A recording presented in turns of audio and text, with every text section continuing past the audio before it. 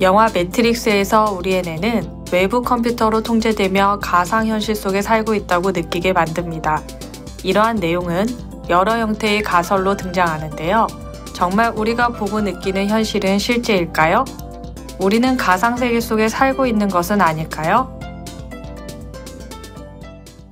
안녕하십니까? 아제너드 오 작가입니다. 안녕하세요. 아제너드 2D입니다. 오늘 주제는 지난 편에 언급하셨던 바로 통 속의 뇌군요. 네, 그렇습니다. 말 그대로 뇌를 떼어낸 다음 이제 죽지 않게 영양분이 공급되는 통 속에 넣고 이제 생명을 유지하면서 뇌의 모든 뉴런을 외부 자극의 통제를 받게 연결하게 그렇게 만든다는 겁니다. 듣다 보니까 어떻게 보면은 매트릭스에 나오는 것과 비슷한데요. 예, 그거랑 굉장히 비슷합니다. 뇌를 떼지만 않았을 뿐이죠. 네네. 사실 이런 개념은 아주 예전부터 있어 왔어요. 우리 철학적 좀비 편에서도 유아론 얘기한 적 있지 않습니까? 네, 자신이 보는 세상만이 존재한다는 개념이죠. 예. 이러한 유아론과도 관련 있는 사고 실험이고요. 또한 이제 그때도 얘기했지만 장자의 내가 나비의 꿈을 꾼 것인가, 나비가 나의 꿈을 꾸는 것인가, 이것과도 일맥상통하는 내용이 있고요. 또한 시뮬레이션 이론 있지 않습니까? 그 유명한 시뮬레이션 우주론 말씀하시는 겁니까? 예, 맞습니다. 이 시뮬레이션 이론은 인기가 굉장히 많아서 저희 시청하시는 분들도 많이 아시겠지만 이 시뮬레이션 이론과도 그냥 바로 연관이 있는 내용이거든요. 그래서 오늘은 이 통 속의 뇌 사고 실험에 관해 같이 생각해보는 시간을 갖도록 하겠습니다. 알겠습니다. 일단 이 가설은 1981년에 힐러리 퍼트넘이라는 철학자가 고안해낸 사고 실험인데, 사실은 이전에 데카르트의 악마라고 불리우는 르네 데카르트의 사고 실험이 원조입니다. 데카르트. 나는 생각한다, 고로 존재한다. 데카르트 말씀하시는 거예요? 예, 맞습니다. 방금 언급한 말과도 상당히 연관이 있습니다. 근데 왜 악마예요? 이 데카르트의 악마 사고 실험은 어떤 악마가 나타나서 내 자신의 모든 감각기관이 이 악마에 의해서 잘못 전달되고 있다는 내용이에요. 즉, 내가 완전히 보고, 마시고, 먹고, 느끼는 이 모든 것이 개입된 무엇인가에 의해 진짜가 아닌 완전히 조작된 정보를 보고 느끼고 있다는 것이지요. 악마를 기계로 대체하면 정말 매트릭스랑 내용이 비슷한데요? 예, 그렇죠. 그러니까 데카르트가 살던 시대에는 기계, 컴퓨터 이런 개념 자체가 없던 시대였는데. 그렇겠죠. 예, 그러니까 그런데도 이제 이러한 생각을 한 거죠. 어떠한 나의 감각기관을 통제할 수 있는 능력에 악마라는 것이 있다고 이제 상정을 한 겁니다. 근데 이렇게 악마가 나의 모든 것을 다 속인다고 하면 그럼 주제가 뭡니까? 그러니까 데카르트는 이렇게 악마가 실제의 진실이 아닌 잘못된, 거짓된 내용을 이제 제게 보여주고 있다고 해봅시다. 그럼 내가 생각하는 정보는 사실이 아닌 거짓인 것 아닙니까? 그렇죠. 그러니까 예를 들어 악마가 저에게 보여주는 세상은 해가 서쪽에서 뜨는 세상이라고 해봐요. 그렇다면은 사실이 아닌 내용을 나는 진리라고 믿고 계속 살고 있겠죠. 해는 서쪽에서 뜨는 것이 진리라는 이 거짓된 사실을요. 그러니까 결국 현실의 진리와 내가 아는 진리가 다르게 되겠네요. 그렇죠. 그러니까 이런 경우 과연 진리의 기준이 무엇일까요? 그러니까 나는 내가 보는 것만이 진리인 겁니다.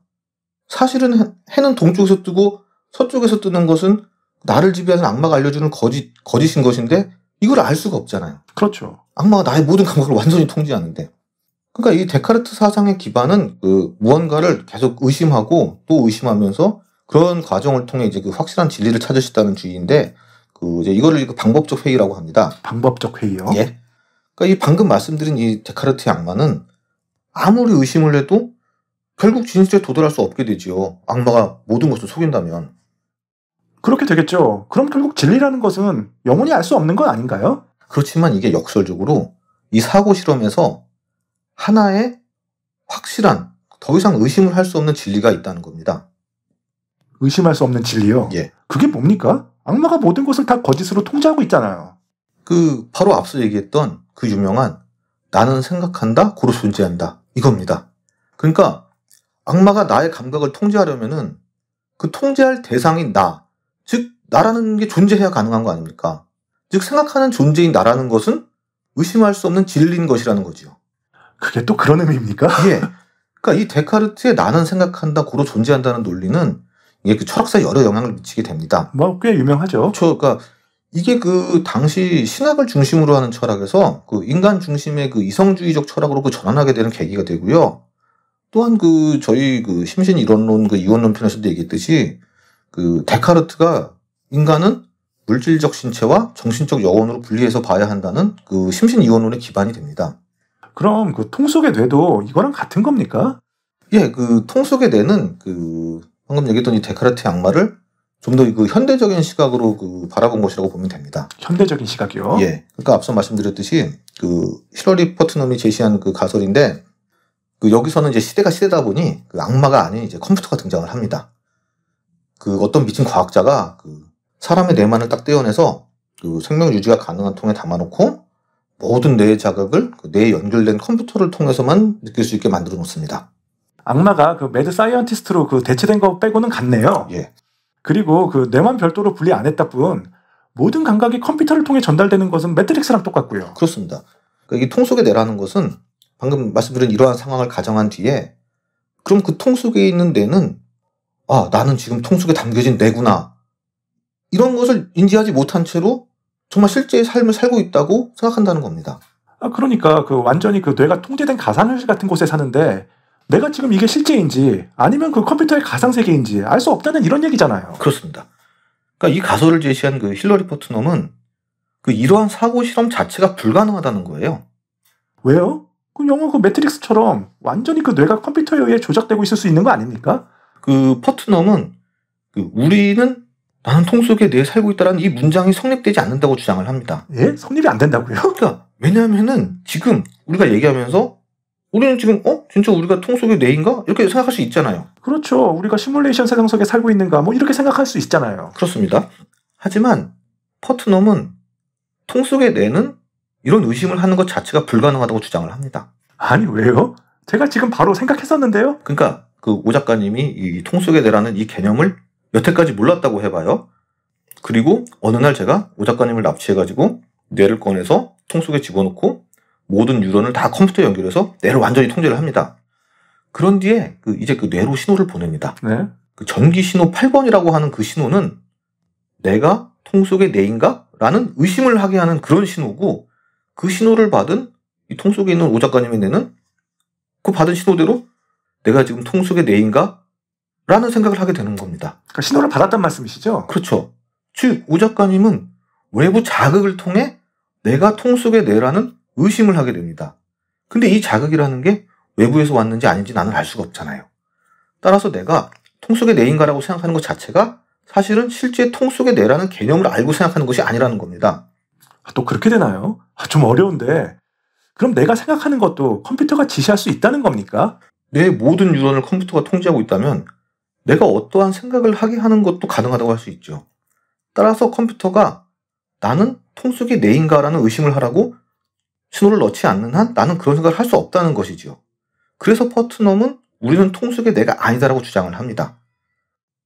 자신이 이 통 속의 뇌라는 개념을 제시하면서 동시에 그것은 말이 안 된다라고 한 것이지요. 하지만 이 퍼트넘의 논리는 이제 바로 반박당하게 되는데요. 오 작가님이 통 속의 뇌가 되기 전에 오늘 얘기했던 이 통 속의 뇌 개념을 알고 있었다고 해봐요. 그러던 어느 날 제가 오 작가님의 뇌를 통 속에 넣어버려요. 그러면 지금 현재 오 작가님의 뇌는 이 통 속에서 컴퓨터의 통제를 받지만 들어가기 전에 통 속의 뇌 개념을 알고 있으니까 얘기했던 외부 전기신호 8번이 없어도 나는 통 속의 뇌인가라고 생각할 수 있는 거 아닙니까? 그렇죠. 이미 알고 있었으니까요. 예. 뇌가 통 속에 갇히기 전에 미리 알고 있었잖아요. 그렇죠. 그러니까 사실 통 속의 뇌는 이전에도 얘기했던 유아론, 회의주의뿐만 아니라 인식론, 실제론 같은 이런 철학적 주제를 같이 담고 있어요. 복잡하네요.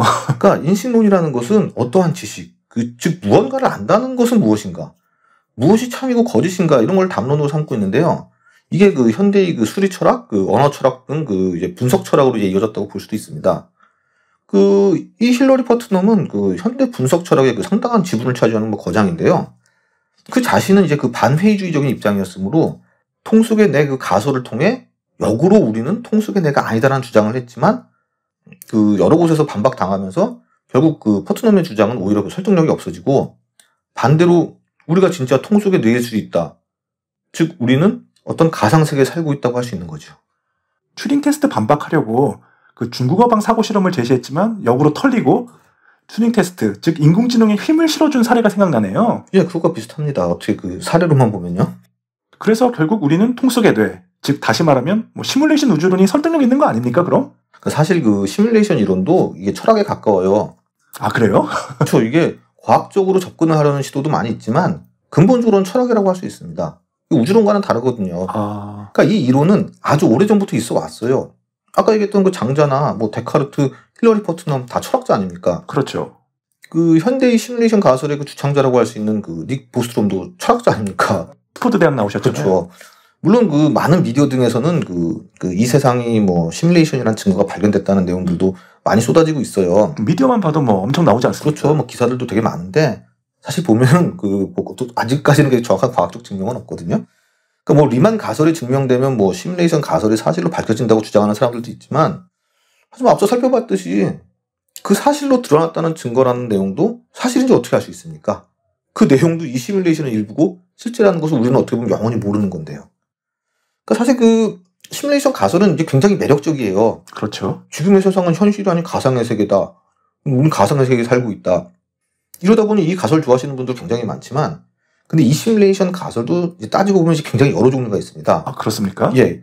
그 일반적으로는 그 영화 매트릭스 떠올리는 경우가 많은데 물론 그것도 이제 시뮬레이션 이론이라고 할 수 있지만 그 앞서 언급한 그 이 분야의 선구자격인 그 닉 보스트롬의 주장은 그 매트릭스의 그것과 많이 다르거든요. 그 시간이 길어지니 이 시뮬레이션 가설에 관한 자세한 내용들은 그 다음 편에서 이어가도록 하겠습니다. 아 알겠습니다. 시뮬레이션 가설 기대가 많이 됩니다. 그런데 그 오늘 이야기를 쭉 듣다 보니까 지난 영상 주제인 그 영생이나 그 불멸을 연구하는 과학자들이나 뭐 의학 기술자들이 왜 그다지도 인간의 뇌와 의식에 집착했는지 이해가 되기도 하네요. 그렇죠. 그만큼 그 인간의 뇌와 그 의식이 중요하다는 뜻이고 아직도 밝혀내야 하는 부분이 이제 뭐 굉장히 많은 영역이기도 하지요. 예, 오늘 말씀 잘 들었습니다. 오늘은 그 데카르트 악마의 현대판이라고 할 수 있는 통속의 뇌 사고 실험에 대해서 한번 알아봤습니다. 재밌으셨다면 좋아요와 구독 많이 좀 해주시고요.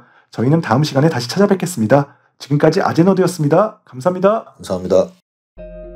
자, 영상 유익하게 감상하셨는지요? 다음 시간에 더 재미있고 유익한 영상으로 찾아뵐 것을 약속드리며 좋아요와 구독 부탁드리겠습니다.